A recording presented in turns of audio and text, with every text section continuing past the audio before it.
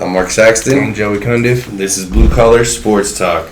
It's been a minute. It's been a minute since a real show. Since we've done a show. Yeah, we've done an interview in between. Work got in the way too. Yeah, happens. It does.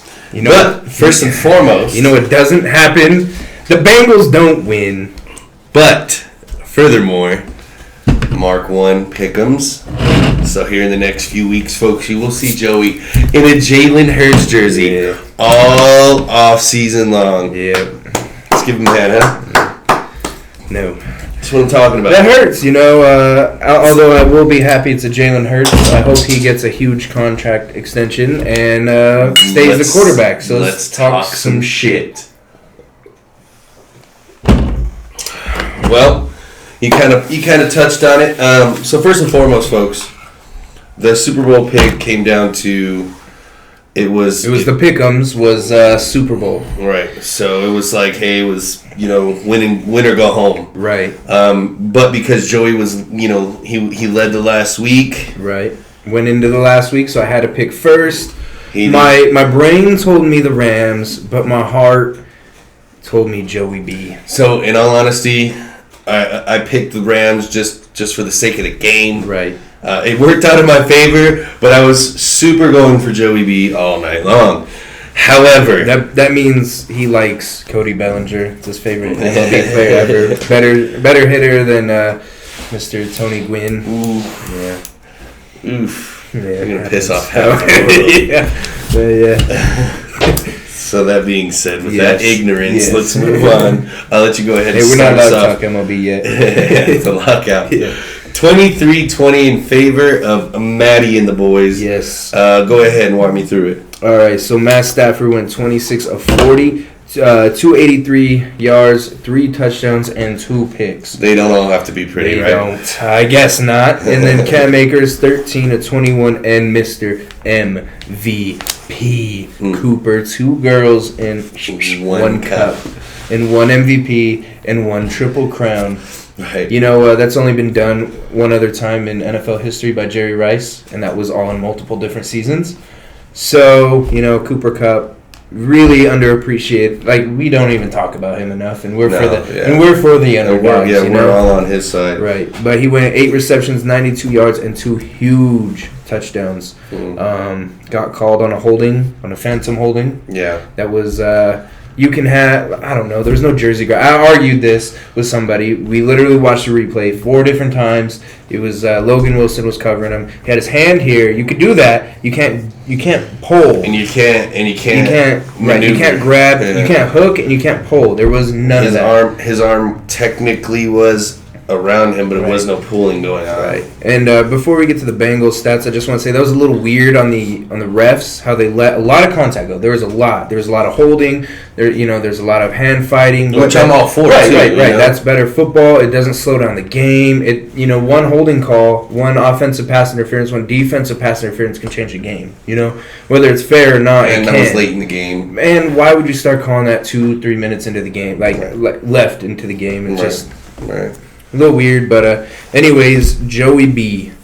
We really hope this isn't a Dan Marino situation. Yeah. Jim Kelly situation. We hope he gets back because he really, he was a little off to begin with. There's a lot of high throws that receivers came back down with, but overall, 22 of 33, 263 yards and a touchdown. He also threw into a lot of double coverage. A lot of. But he trusted his receivers, and I think that was. I don't know, but that's what he did all year, though. But and that's what I was going to say. I don't know if it had anything to do with the trust as much as it did maybe with the pressure.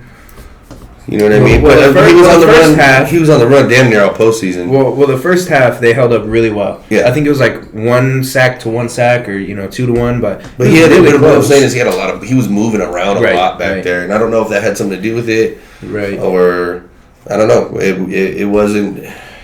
It was very Joey B-like without the completions, I guess. You know what I'm saying? I don't know. That's your first.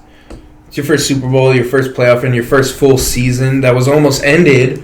Halfway through the game, He only sprained his MCL. I thought it was going to be a lot worse. The way his knee, you could see it looked awful. Yeah, it just did not look good. But Joe Mixon 15-72, and one throwing touchdown. One throwing touchdown. You should have seen me in my living room. There you going. He almost made me a lot of money. Yeah. T. Higgins, 4 receptions, 100 yards, and 2 of them things. One was on Jalen Ramsey, and yet again, it was... Now, this was a weird one because while they were going over it, when he he got his hand caught in Jalen Ramsey's, that's what the announcers were saying, was he didn't pull, he got his hand caught. That's why they didn't call that one. Right. But still tic-tac. I don't really like those kind, but, I mean, that was right after one of the greatest halftime shows of all time. Joey B throws a touchdown pass right after hearing Lose Yourself. Coincidence? Yeah. Oh, no. Absolutely I think not. Fate. Their kicker, Evan McPherson, sat out the whole halftime show. Yeah. He was out there. I don't blame you. What does he got to do? He's the best kicker in the game right now, Hey, he wanted Ice cold. He not only did he create his own history, but he watched some history. He watched history. Yeah. He looked like he could have been Eminem's kid up there, Yeah, he is. What was your overall thoughts on the game? Like, what do you think? Ultimately, I felt like we didn't get to see the normal Bengals team that we saw in most of the postseason, which is you're always waiting for. I mean, they had some big plays. Don't get me wrong, but you're waiting for that one big dominant stance, whether it was offensively or defensively. We didn't get to see that. We didn't get to see that one big dominance. And the other half too, though. I don't want to take away from the Rams because at the same token in time, where you needed to stop, they got him. They got him. Yep. Where they needed Stafford to throw a touchdown pass, they found it. Yeah. But yeah, mostly in my opinion, this game came down to inches. And honestly, that secondary on both teams, it came down to the secondary. Right. Well, and everybody's giving Apple a hell of a time. He had a decent game right up until the end. Yeah, right. Exactly. So there's a lot of room for him to grow. Like, I'll be honest. So the Giants drafted him a few years back. I remember that was a first round pick. He was getting torched, but every year he's coming back like a little bit better, more like a safety in cornerback coverage, But he's really, I don't know. I think he's starting to grow into his own. And I know he's getting a lot of shit talked to him. But he only failed the last few minutes. And I know that's the most important, but I don't see why. I also didn't do my research on who started the Twitter war or whatever it was. Eli Apple was definitely talking some shit. Well, no, I know that, but I don't know who started it. Right. You know what I mean? Right. That's my thing, because if he started it, and then let's not act like Tyreek Hill's a saint. No, by no means. He was getting fined for taunting people, so what he did was he put the peace sign on his gloves and went like that, so he wasn't. Yeah. So it's like, everybody talks a little shit. I think that's fun for the game. Right, me too. And I was just gonna go back to say, I don't know who started it, but I also don't think he deserves as much shit as he's getting. No. But hey, it's part of the game, baby. Get back big. I think the Bengals are gonna be fine. Right. Ultimately, I think they're gonna be fine. Right. As long as they can keep this group together and definitely spend as much money as you can on that line. Yeah. Well, let's not even pretend. So Joe Burrow, better quarterback right now, okay? Then I say Lamar. I do. Yeah. Baker for sure, and Mason Rudolph.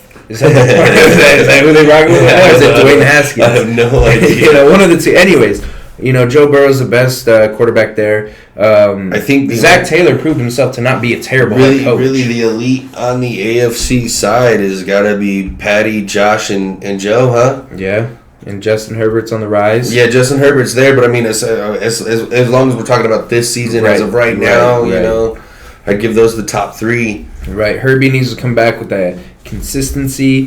He has a huge game, and then he follows it up with a just absolute stinker. Right, and then the other thing too is, don't get me wrong, very exciting season. I love the fourth down conversions. I think he's batting 1,000 at this point. But come on, get it done on second. You know what I mean? It's one of those things where if you don't have to, then don't. Right. But one of the greatest playoff runs we've ever seen on both sides. The Niners being a huge underdog, just being a matchup like nightmare. Yeah. For everybody. They were just a pesky team, physical that hung team. In there. And they made you even when they lost. Even when they had lost, a chance. Yeah, they made you earn it though. You know what I mean? It was one of those things where it was like, back in week 6 and 7 didn't matter. So let me ask you this, because so this is the tough part. the 49ers have basically already set their fate on they don't want Jimmy G anymore. Right. But after this performance, he didn't do great at all. No. But he got them there. Is that more than what a rookie could, or Trey Lance who got to sit bench? And when he did show, he was all right, but he's very inaccurate. I don't know if I would say that Jimmy got him there.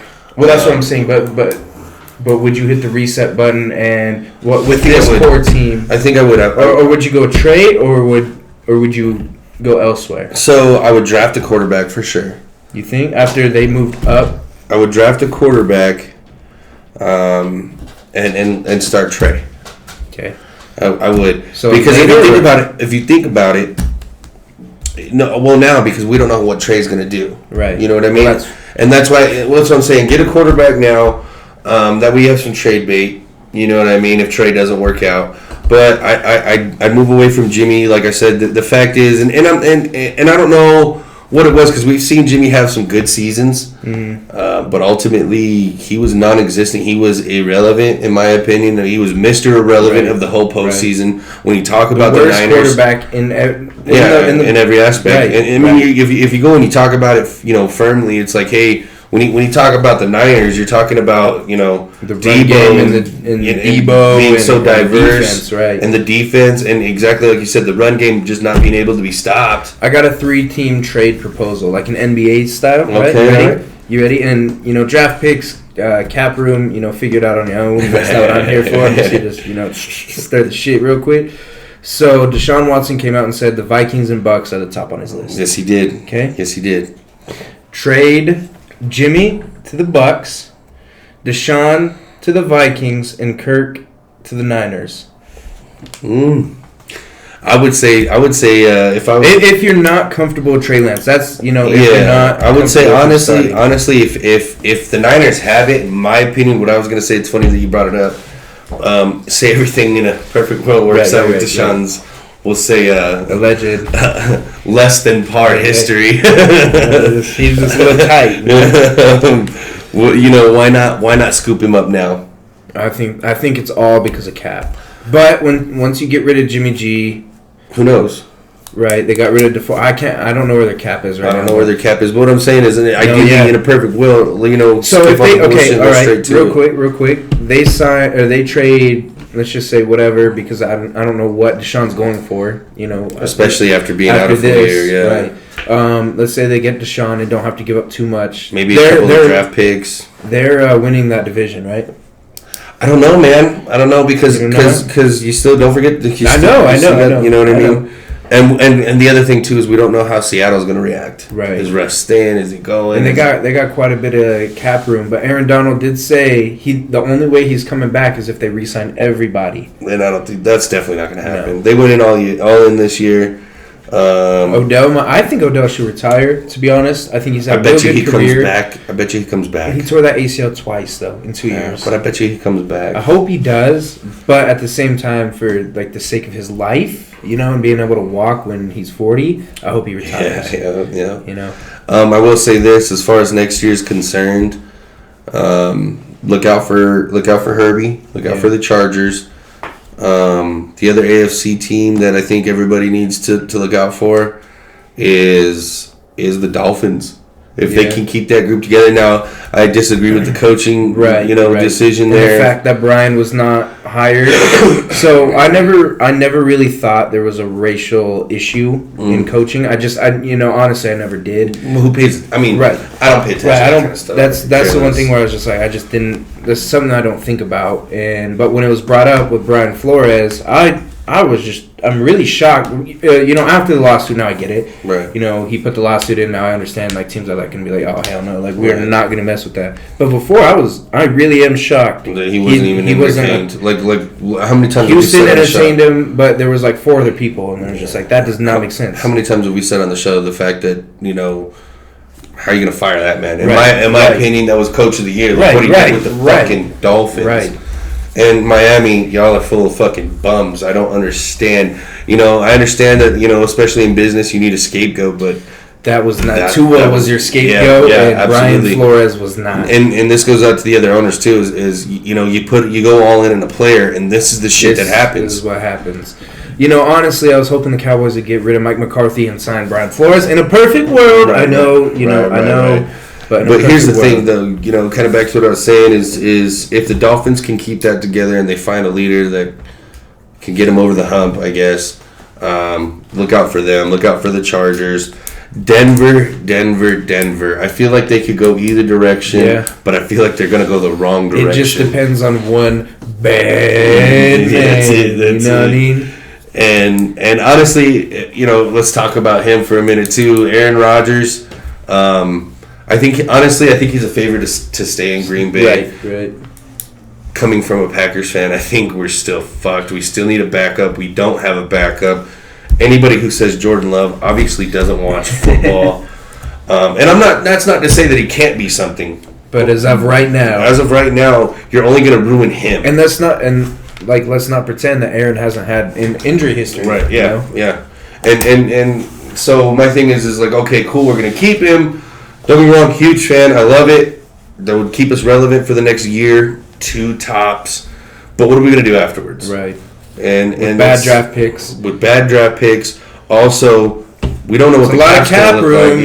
Yeah, we don't know what the cap's going to look like afterwards because Devontae said flat out he only wants to play with Rodgers. Right. I saw a poll come out on ESPN that the favorite for Devontae is the Raiders right now because he played with Carr in college. Mm-hmm. So, but like I said, if we keep Rodgers, mark my words, Adams is staying. Now let's talk about one more quarterback controversy till we move it on, unless you think of anything else. K1. The old K-Wack. Kyler Murray. So first and foremost, I'm gonna jump out. Yeah. As long as you have Cliff in charge or anybody like Cliff, Kyler's going to be the problem. Right. This year, I don't care what excuse Kyler comes up with. Most of the play and most of the mistakes fall on him. Right. Especially late in the season. Well, there's a report that came out that said he did not want to go back out the second half against the Rams game. That's let's not act like he threw 4 touchdowns and they're losing by 20.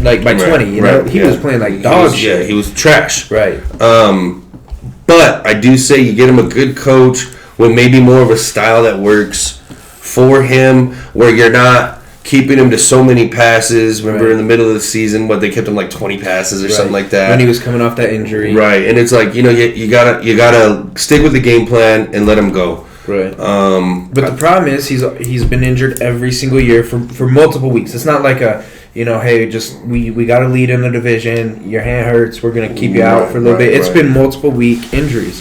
D-Hop was out. That doesn't help. That does not help. But you can't blame. Everybody had injuries going into the playoffs. Right. Every single team did. Yep. So you can't. Injuries suck. It's sad that that's part of the game, but at the end of the day, it is part of the game. Yeah, no, I agree. And the other thing too about Kyler is all this talk on the side. I put in work and no one wants it more than me, and no one this and no one that, and shut up.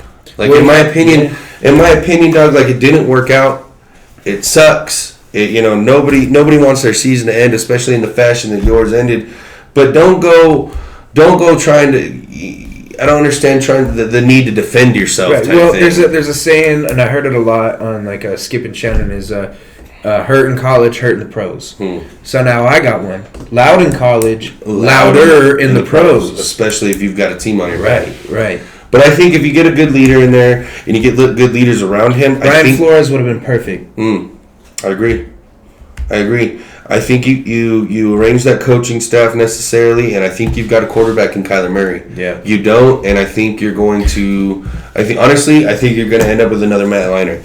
Right. Well. So okay, let's stay on this for a second because there's a lot of Cardinals fans that we're based in Arizona, so I think the majority of the majority of our local viewers are Cardinals fans. So they're probably unsure what to think about right now. So, with Kyler scrubbing everything, Arizona Cardinals, unfollowing everybody, in my opinion, that saying nothing after that speaks more than saying something. Because, think about it this way. I heard it on Sam and Acha this morning. He said, if you have a girlfriend and you guys get in a fight and she scrubs all your pictures from her Instagram, and then it's just like, well, what happens when you go back? She's got to put them up? Is that what you do? And exactly. I thought that was what is he supposed to do? But essentially, it's just you're throwing a fit. Right, you're saying something without actually trying to handle something. Right. And that's just, it doesn't make sense to me. And for me, I don't care much about the cyber world and who's posting this or that. But if you're gonna try and make noise, well, now you got. Well, that's what he's doing, right? And that's what I'm saying. You wanted everybody's attention. Well, now you got it, man. Right, and now you're not speaking up, and now you're mad because people are speaking up for you. Well, make a statement. Right. If you're mad that people are coming out, and it's just anonymous quotes or sources coming out saying that during halftime he FaceTiming his girlfriend, he's listening to music, he's not a part of the adjustments, It sounds all this bad. kind of stuff. Like, it sounds bad, but it sounds even worse when you're not saying nothing about it. Agreed. That means it's true. And Agreed. You wanting out, but you're not saying nothing about it. And see, guys like that and coaching staffs like they have are the reason why the Cardinals will continue to be the Cardinals. Kyler's guy. Right, and that's the problem. Because it's obviously not working. Remember back when the Cards were 8-0 and everybody kept asking me, well, why aren't you sold on these guys? Why this? Why that? I remain by my statement all the way at the beginning of the season. Folks, remember, these are still the Cardinals. Right. Everybody said this, though. Well, we did, and the Cardinals fans said, it's Cliff. We're afraid of Cliff. Mm-hmm. But at the end of the day, it was Cliff and Kyler. Right, and that's where I differentiated from everybody. Right. And it was like, don't get me wrong, when he's good, he's great, Kyler Murray. But when he's bad, you get what you did in the Rams game. Right. And you can't expect to win any championships. Matter of fact, don't expect to win it all. And anything, yeah. Right. And that's just where I stand. If Kyler has a real leader with a format that works, and some weapons around him that don't get hurt. No disrespect to D-Hop. I think he's one of the best in the game. Right. But it's kind of like once he went down. I mean, you had Christian. Yeah, you had Christian Kirk really took a step down this year. AJ Green he'd have flashes, but then he just stupid shit. Right. And then the running game started going down because they got injured. Right. And like I say, injuries are a thing. It happens. It does affect. Yeah. But at the end of the day, this is a former Chargers fan, so ain't nobody can talk shit about injuries like a Chargers fan. Right. When they went through like 8,000 linemen or something like that. Yeah. No, and like I say, ultimately it boils down to, those injuries do hurt, but his interceptions and completion ratings are on him. Right. Not on who is around him. And last point about Kyler. Now, this is all alleged. This is not from, Schefter. This is just from, a random source. But he's been posting all this stuff about Kyler. So I just want to put it out there because I've heard it. And other people are, they're alluding to it. But according to this guy, I can't remember his name on Twitter, but Kyler was wanting $45 to $50 million a year. And not, like I said, this could be totally false. But he said he wants to play with one of his best friends, CeeDee Lamb. He don't belong in Dallas. No, but he's saying he wants to force a trade for another receiver. That's not going to happen. They got nothing to offer. They don't. Everybody's old, I mean, maybe Cowboys want J.J. Watt for 3 games a year, Yeah. He's a rental. He's like that car that you give your 16-year-old. You make them learn it, and then they ain't getting out of city limits with that thing. Right. That's kind of what J.J. Watt's turned into, unfortunately. But, I mean, I would not trade much for J.J. Watt. No, I wouldn't trade much with the Cardinals at all. Speaking of not doing a whole lot of much. MLB and company. Yes. Get your shit together. We really need baseball. Hurry up. What am I supposed to do when I want to, skip away from work a little bit and sit down and watch some baseball for a few hours? Come on, man. Spring training's in Arizona, dog. We can take a 2.5-hour drive and go watch some baseball. Blue Collar goes on a road trip. And but y'all are fucking with it. Spring training postponed. They're supposed to have nonstop meetings as of Monday to make this work. But now players are mad that they postponed the spring training. And Mark and I have been talking about all this off camera. It's just a whole lot of unnecessary shit going on. Yeah. I don't know. In my opinion, I think one, lockouts are stupid. It's a pissing match between the owners and the players. Right. But two is, let's face it, boys. The league's lost a lot of money in these last couple of years. Right. COVID induced. Whether it be because of ratings or this or that, but you guys haven't been making as much money as you could be, and only you guys lose. At the end of the day, only you guys lose, and. I don't know all of the details, nor do I care to read up on it because fact of the matter is nothing's happening. So why But the rich are trying to stay richer, in my opinion, is what's going on, and the owners need to fucking cough it up and let's get back to normal business as usual. So we did get a tidbit. We got a few things out of this lockout. Now they're not testing for steroids. I don't understand this move at all. First and foremost, I don't get it at all. First and foremost. We did an episode that the video got deleted. So you guys we're talking about Bonds, Ortiz. So here's my thing. Does Ortiz, okay, let's back it up a little bit further. Does Bonds belong in the Hall of Fame? I say yes. I say no. Okay, he cheated. Don't give a fuck. I don't give a fuck. Well, then you're going to say, well, Mark, are you going to let Ortiz in? Right. I don't think he belongs either. Right. That's not an argument to say one or the other. But here's my thing. Here's what folks like you who would ask that question, or folks like, well, if you don't let Bonds in and you pull other players that have tested positive in the past, people like you are the fucking problem. And I'll tell you why. Why aren't we asking the MLB when they should have made things very clear, especially in the roid era where it was it roids, was it human growth hormones, or this or that? You got to remember, these players were headed a lot of shit. You really think 90% of these players would have pissed had they known they were going to pop dirty? Hell no. Right. There was a lot of things that they were taking that they didn't know were illegal, or that the league turned around and said, you know what, I don't like that. Now I want to test for it. Right. So ultimately, if you're gonna do Bonds the way that is, and McGuire and I say Bonds in because other people have gotten in with the same shit, and it's just like, this is not. We go by one line or we go by another. We can't keep doing this. In my opinion, it falls back on the league. So here's my thing. The dudes that were straight using the needle, they knew it was illegal. Right. Okay? It's hard. Now this might be hard to separate, but in my opinion, the dudes that were straight using roids, straight using cycles, illegal, ban them. Right.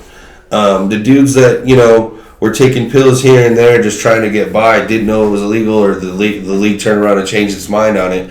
Those are the guys that should be given a second chance. You don't believe me? Me and Joey talk about it all the time. Look at Bonds when he was a Pirate. Right. Look at McGuire when he was an A. Come on, guys. It's you know what I mean? I know, but when you use his record and everything, it's just like, wait, then you can't. That's what I'm saying. And that's what I'm getting into. Is like, well, then don't use his record. Then don't talk about him anymore. Exactly. If this is going to be a thing. And the other problem too is the MLB needs to go back and scrub all those games in the '90s. Right. It's Mark McGuire and Sammy Sosa's, Chase. Those games need to be scrubbed, and you can't do that. And then here's the next issue. So we thought we had that all taken care of, right? We're just all those users, they're not in, right? Right. That's what we all thought. Okay. And then all of a sudden the Astros come along, right? And they start their cheating shit. The league finds out, oh no, yep, they were cheating, but it's all right. Everything still remains. And they only suspended the fucking coach, right? The manager, and that doesn't make no sense to me either. Look what they did to the White Sox. So that's why I think Barry belongs in, because if everybody can, baseball's full of cheaters, like it's. Oh, but that's what I mean. But so why are we nitpicking cheating? That's what I'm saying. If you're gonna let guys like Ortiz in, then you better let Bonds in. That's my mind you, folks. I don't think none of those. So I'm not saying Roy. Okay, let me, because you did yours. So I'm not saying if you did Roy's. Hey, you cheated. So what? You have the best numbers, now you're in. I'm just saying, if you're gonna let other people that cheat in, then you better let all the cheaters in. Like, it's not fair. Like, I don't know. And if we want to get on anything technical, you use roids. That's not as great as what the Astros were doing. They were literally using science and hey, fastball. Right. Well, curveball. Here's my other thing too. Is like. Let's talk about HGH for a minute, right? The league decided that's illegal because it can enhance your performance. Right. What about spider tack? Right. And then it's not fair to say, hey, we're not using it, and then all of a sudden 4 people have Tommy John surgery this year. Like, they have to relearn how to throw a ball. Right. And that's not cool. I don't understand MLB. And they let them use it for how long? The spider tag, and then now it's illegal. In my opinion, the season was fun with spider tag. I'm not even gonna lie. The Spider Tack season was fun. That's when Spencer Turnbull threw his no-hitter, against Seattle. That was fun. Here's my thing. All of it was fun. My honest opinion, and a lot of people are gonna hate this, but why don't we go back to the dark ages, like when the Babe was playing? Nothing. Don't use nothing. Right. It might change the game here and there, and the MLB will never go for it because they're gonna. Well, we need ratings. Right. We need more scores. We need more this. We need more that. Fuck all that. Because you obviously don't know how to regulate anything. Right. Go back to absolutely nothing and no one, and let's see who the real stars are. And then start a new Hall of Fame. That's what we do. You know what I mean? But that's my main point. And that's why I said it all falls on the hands of the MLB. Right. No. Yeah. And because you said it perfect is then why are you talking about Bonds and his record? Right. Because let's face it, if you just look at Bonds' numbers, even only the last 8 years of his career, those are rival Hall of Fame numbers. Yeah, it's kind of like a Tom Brady thing. You can split his career into sections and he'd still be a Hall of Famer in 1, 2, 3. But with baseball, now here's another thing with ratings that I think is weird. It's just more advertising. There's not a lot of advertisement. There's not a lot of push for it. Like, I love baseball. I love going to games more than I like watching it on TV. I love them both. But I'll watch it on TV all the time. It's just the experience, all that. But I had just as much fun watching somebody throw a no-no, just as much as a 9 to 10 game. Right. It's all about people who like it are gonna like it. People who don't won't.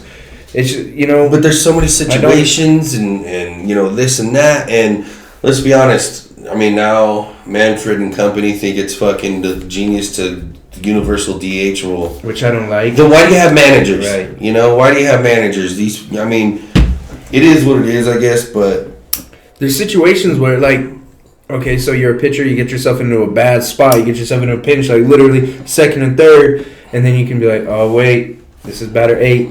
Let's walk him. Exactly. But they already changed that to where you can't fuck up a throw, accidentally hit one and throw one in the zone, and then get a single. You can just point and be also, so it's just like you lose a lot of human error. But and the other thing that I hate too is because of ratings, they wanted to speed up the game, so you can't change pitchers until they've seen 3 batters now, right? So it's like back in the day where this matchup's better, right? Or hey. This guy's a killer, but he really sucks against right-handed pitching. Right. Why? You took those matchups away. You took interesting parts of the game away. In my opinion, they're ruining baseball. Then they're going to come up with these computerized umpires. Right. A lot of people are in favor of it because, you don't get blown calls anymore. Right. Here's the thing, though, too. You might not get blown calls, but you also aren't going to get... You don't get to earn it. Yeah, well, not only that, but you also won't get to where the batters they're already behind the 8 ball, right? It takes 0.8 of a second for you to decide whether it's a fastball, whether it's a curveball, you know what I'm saying? You got to see the rotation. But now they know where the strike zone is going to be every time. Whereas there might be somebody coming up like, hey, this is going to be a ball, and now it's a strike. Right. And pitchers too. Pitchers are going to see where the strike zone is, and they're not going to have to adjust. But that being said, without that adjustment, how many more? Because let's face it, a ball's a ball. Right. You know what I'm saying? So if you don't swing and it's computerized, you got your box and it's right here. That's a ball. Whereas some, you know what I mean? Some umpires would call that a strike because their strike zone's a little bit deeper. And that's not. It's the same thing with any sport you want to watch. It's the refs never lose a game. And I know I was talking about the refs in the Super Bowl, but the refs don't lose games. There might be a few blown calls, which is that could impact momentum, or this is getting a little late, you can't fuck that up. But you had all the way up until then to do something. That's where I'm getting at. And people don't accept responsibility for their own shit now. That's the main thing is, and how many times have we talked about it? Where especially last postseason with the Giants and the Dodgers. No one wanted the Giants to win more than I hate the Dodgers. Right. But everybody's like, well, that was a bullshit call. It was. He didn't go around. That wasn't strike 3. But I'm going to tell you something. They had 2 days prior where they could have sealed this. Not only that, but they had 8 innings prior where they could have sealed this. Right. And at the end of the day, it sucks because now it's tainted in a way, your vision and how you see the game, end. I understand. But at the end of the day, your boys didn't execute. Right. I'm a Padres fan. I know all about non-execution. Let's move it on a little bit. Let's go to the rink, huh? Speaking of quick news before I get it all set up and situated, the Coyotes are finding themselves a new home. They are. Arizona said, "Hey, we're gonna bless you guys. We're gonna build you a stadium for yourself and for concerts. That's it. It's only for that." And the Coyotes said, "You know what? We fucking hate life. Stuff ya. Hey, we going other side of Phoenix." That's it. And just said, "Hey, use that hockey rink for I don't care." That's right. And now I'm a little upset because I think that's one step closer to Arizona not having an NHL team. That's just my personal opinion. I could be totally wrong, but I think there's signs that lead up to everything. You know, nothing means everything, but, you know, something, you know, there's a saying about that. Right. Well, since we started with the Coyotes, let's start with the Western Conference. And let me tell you something. The Avalanche with single-digit losses. Okay? Huge. It's huge. They're in first place in Central with 74 points. Oh, my goodness. 35, 9, and 4. Remember, the 4 is the overtime losses, and you get 1 point for going into overtime with the chance to win your second point. Minnesota looking damn good. 30, 12, and 3 with 63 points. The Blues, they are not feeling blue as of late. It's sad not seeing TJ Oshie in the World Cup this year. Yeah. 28, 14, and 6 with 62 points in Nashville, right behind them. 28, 17, and 4 with 60 points. Let's go to the Pacific. Calgary, what did I tell you about them? You told me. At the beginning of the season, they're in first in the Pacific. 28, 13, and 6 with 16. That's right. 62 points. The Knights representing 28, 18, and 3 with 59 points. That's a big comeback. Yeah. They were low at the beginning of the year. Edmonton, 27, 18, and 3, 57 points. And the Kings and Anaheim both hanging around with 55 points. And then the best jerseys in all the land still at the bottom. Yeah, still one of the worst. One of the best damn jerseys. And I did skip them. I shouldn't have. But Arizona only has 28 points. Mind you, that's worse than Seattle with 36 points. Double-digit wins, though. You know what I mean? They got there. Celebrate Arizona. They got there. Take me to the Eastern Conference. I will take you. We're going to Atlantic first. We got the Panthers, 33 and 10 with 71 points. Huge. We got the Lightning, 32 and 11, 70 points. They've been hanging around for a decade now, it seems. And then we got the Make Believes at they're 32-12 with 67 points. What a strong division so far. And then Boston, you absolutely hate to see it. 27-17 with 58 points, and our favorite, the Red Wings. They're just a city boy. Born and raised in South Detroit. Not getting it done. No, 23 22 and 52 points. You know, we used to compare them to other divisions, but if they were in the Pacific, they'd still be at the bottom. Yep. It'd be close, but they'd still be at the bottom. It'd be more attainable. Yeah. Let's go to the big old Metro. Pittsburgh, your absolute favorite with Sid the Kid, turning into an old man. Crosby leading the way in that division, 31 and 12 with 70 points. Carolina, 32 and 11 with 68 points, almost nice. We got the Rangers, 31-13 with 67 points, and Washington, 28 and 15 with 65 points. We're getting close. You know, we're starting to see where the fakers are faking, which were the Wings at the beginning of the season, and the makers are starting to make. Speaking of make, who's making some noise in the NBA and still has been? I'll give you one chance to answer. It's the Suns. Hey. They got off to a slow start. They did. And then it's just been streak after streak after streak. Are you ready for NBA All-Star break? I am. Let's take a break because, hey, you know who needs a break? The Lakers. Speaking of break, Anthony Davis. Oh, my goodness. I seen it and went it was the wrong way. The wrong way. Yeah, but it was gnarly. It's just a sprain, so he's out for a few weeks, but... You know, it is. Yeah, go ahead and lead me in the Western Conference, the best in the West, which we already said. Right. So to start it off, the Suns, 48 and 10, getting it done. Yes. And might I say, a 7-game win streak. Yeah. Got Golden State right behind them, 6.5 behind them.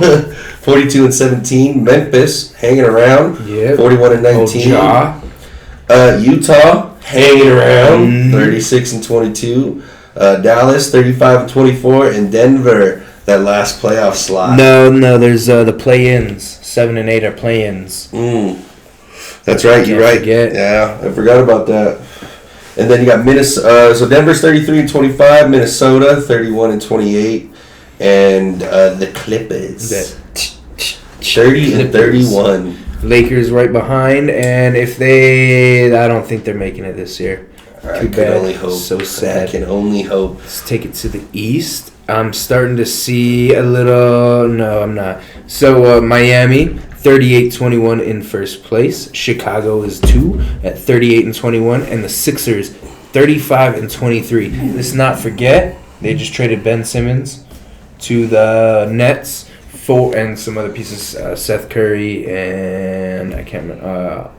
Drummond to the good old I don't know, the Nets for James Harden.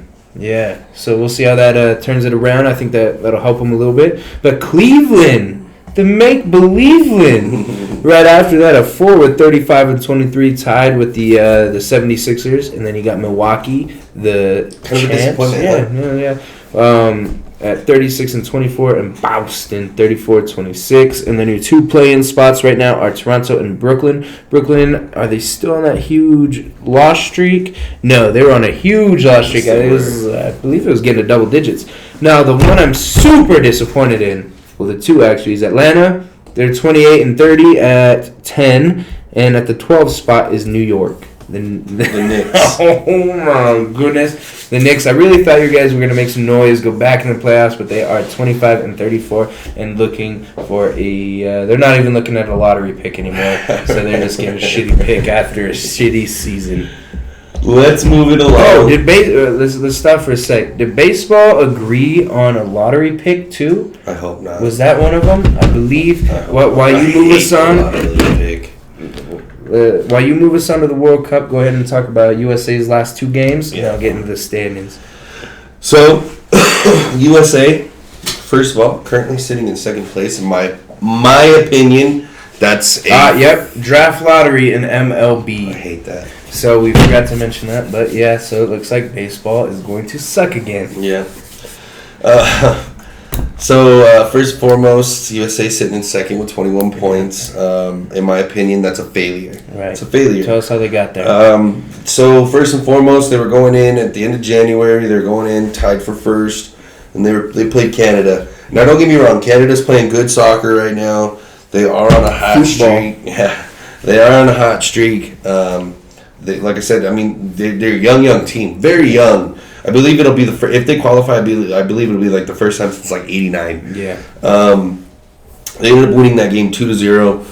Technically, in my opinion, the second goal was kind of just it didn't matter anymore for the United States. There was a lot of quit. It was a very, very late goal. I believe in like the 88th minute.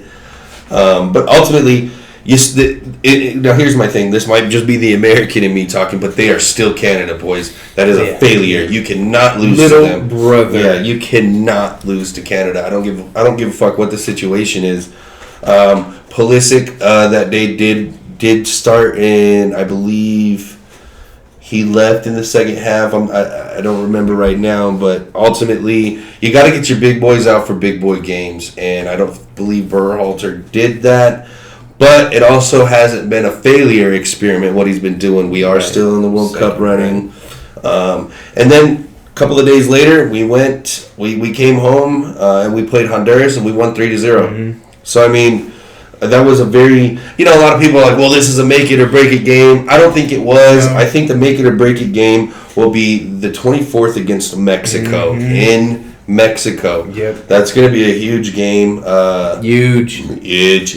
I don't understand how the Honduras game was really the make it or break it, in my opinion. Especially when you got Mexico next. Right. I mean, honestly, Honduras is up there, but they're not in the... Right. But here's my thing. Like, if they would have lost, then, yeah, absolutely. But, I mean, It's just one of those things. Closer. Right. It's one of those things though where it's like, for the United States, it's you don't want to look past them, obviously, but you expect to win. I don't care who you are. You expect to beat Honduras. And then, after Mexico, we have Panama, who's very much in the mix. Right. And then you have Costa Rica, who, if some things go their way, they're looking at a World Cup. Yeah.